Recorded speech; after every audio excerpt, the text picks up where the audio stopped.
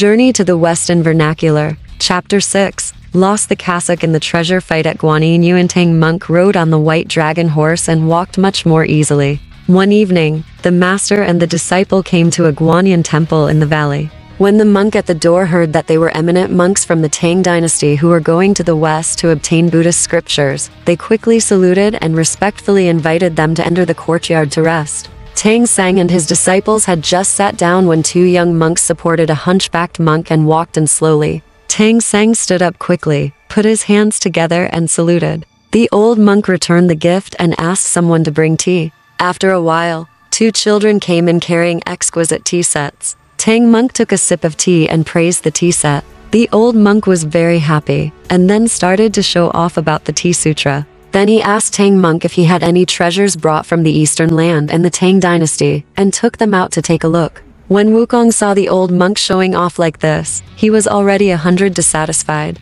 Without waiting for the master to speak, he rushed to say, "Master, let them see your cassock."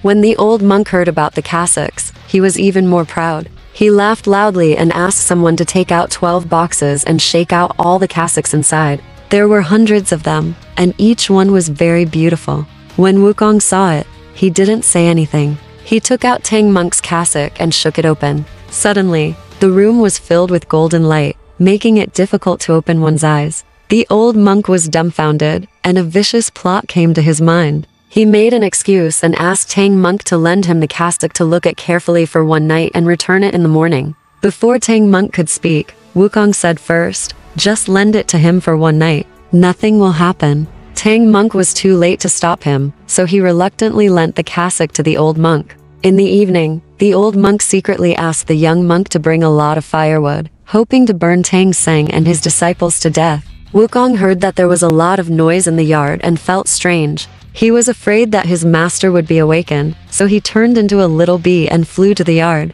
When he saw the scene in front of him, he thought it was ridiculous. He rolled his eyes and came up with a clever plan. Wukong rode somersault clouds and arrived at the Nanshan Gate. The heavenly soldiers and generals guarding the gate saw that it was the Monkey King who was causing trouble in the heavenly palace. They were so frightened that they became a mess. Wukong shouted, "Don't be afraid.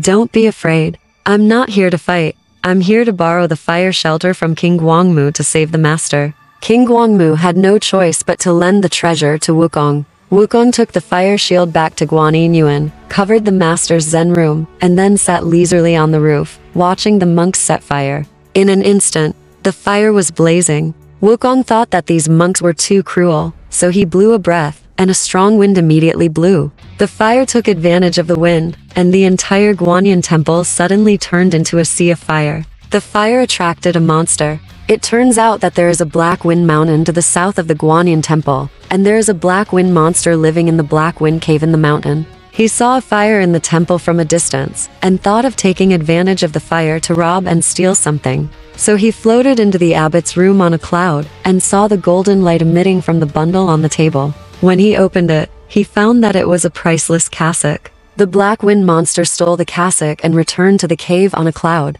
Wukong just sat on the roof blowing fire, but did not notice the Black Wind monster. When it was almost on, Wukong saw that the fire was almost extinguished, so he put away the fire shield and returned it to Guangmu Tianwang. When I returned to the meditation room, I saw that master was still sleeping soundly, so I woke him up gently. Tang Monk opened the door and saw that the courtyard was full of black and charred wood. The good Guanyin Yuan no longer existed. He was very surprised. Wukong told him what happened last night. Tang Monk was thinking about the cassock, so he went to look for it with Wukong. When the monks in the temple saw them, they thought they were evil spirits and were so frightened that they knelt down and begged for mercy. The hunchbacked old monk was angry when he saw that the temple was burned and his cassock was missing. He heard that Tang Monk was not burned to death, so he came to get his cassock.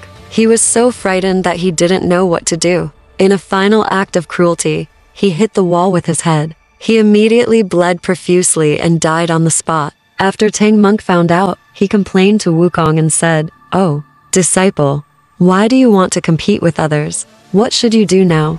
Wukong held the golden hoop in his hand and asked the monks where their cassocks were, but the monks said they didn't know. Wukong thought for a moment, and then asked, "Are there any monsters around here?" The monks all said that there was a black wind monster on Black Wind Mountain. Wukong said with a straight face, "Serve my master well. If you do anything wrong, be careful." As he spoke, he broke a wall with a stick. Wukong somersaulted to Black Wind Mountain, pushed down the clouds, and walked into the forest. Suddenly he heard someone joking in front of the slope.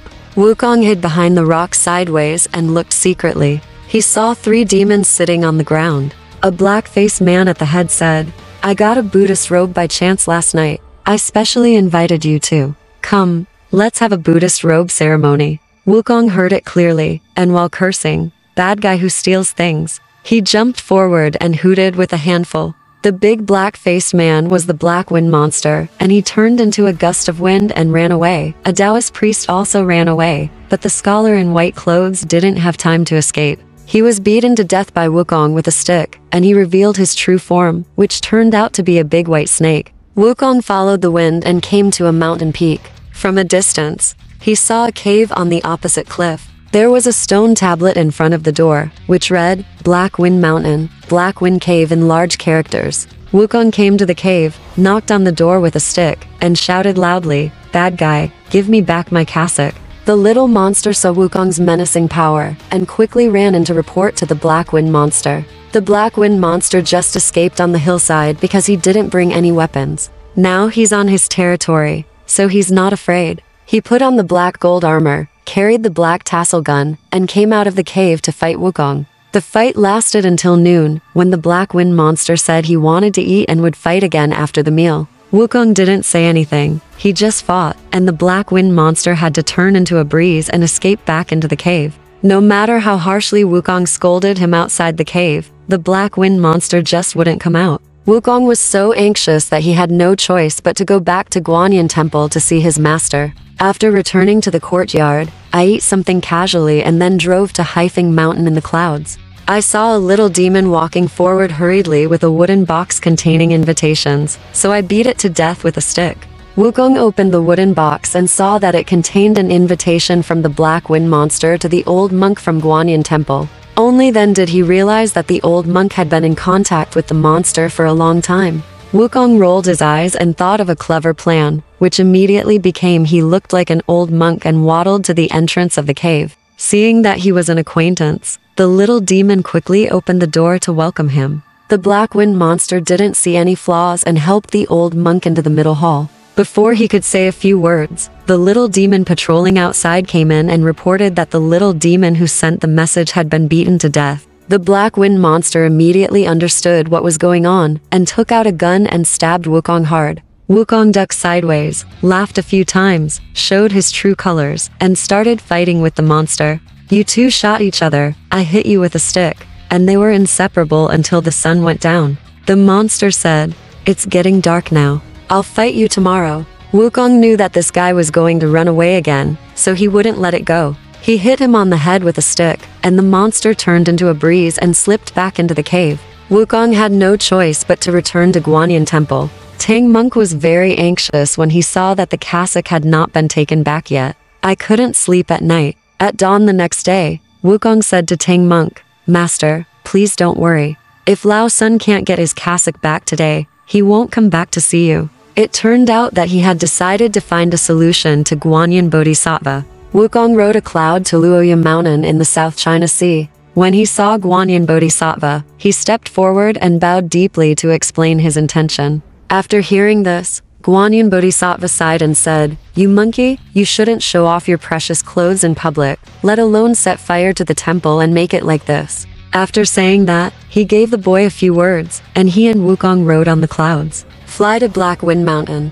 They soon arrived at Haifeng Mountain, and from a distance saw the Taoist priest, who was in front of the hillside that day, walking over carrying a jade plate. Wukong stepped forward and killed the Taoist priest with a stick, revealing his true form. He turned out to be a big bad wolf. Wukong picked up the plate and saw 2 elixirs inside. It turned out that he was going to attend the Buddhist clothing festival. Wukong had an idea and came up with a clever plan. He made Guanyin Bodhisattva become the Taoist priest, and he became an elixir, only larger than the original one. Guanyin Bodhisattva put him on a plate and walked into the cave. According to Wukong's plan, he wanted the Black Wind Monster to eat the elixir. Guanyin Bodhisattva came to the cave, gave the elixir to the black wind monster, and said, "Zhao Dao offers an elixir, wishing the king health and longevity." The black wind monster was very happy, and as soon as he took the elixir and put it to his mouth, he didn't expect that the elixir would automatically it slipped. As soon as Wukong got into the black wind monster's belly, he returned to his original shape and started playing monkey fists inside. The black wind monster was rolling on the ground in pain. Guanyin Bodhisattva also recovered his original form and ordered him to hand over the Buddha's robe. The black wind monster couldn't bear the pain and asked the little demon to bring him the cassock. Guanyin Bodhisattva took the Buddha's robe, took out a small golden circle, and put it on the black wind monster's head. Guanyin then asked Wukong to come out. As soon as Wukong jumped out of the black wind monster's nostrils, the black wind monster put on a fierce look and stabbed Guanyin with the black tassel spear. Guanyin floated in the air and recited the incantation. The black wind monster immediately had a headache and had to kneel on the ground, begging Guanyin for his life and saying that he was willing to become a monk. Guanyin Bodhisattva gave the Buddha's robe to Wukong and returned to the South China Sea with the black wind monster. When Wukong saw that the little demon in the Batu cave had already escaped, he set a fire to burn the cave, and then rushed back to Guanyin Temple in the clouds. Tang Monk and the monks in the temple were very happy when they saw Wukong getting back the cassock. The next day, Tang Monk and his disciples left Guanyin Yuan and set out west again. Alright, this part of the story ends here. Want to know what happened next? Let's listen to the breakdown next time.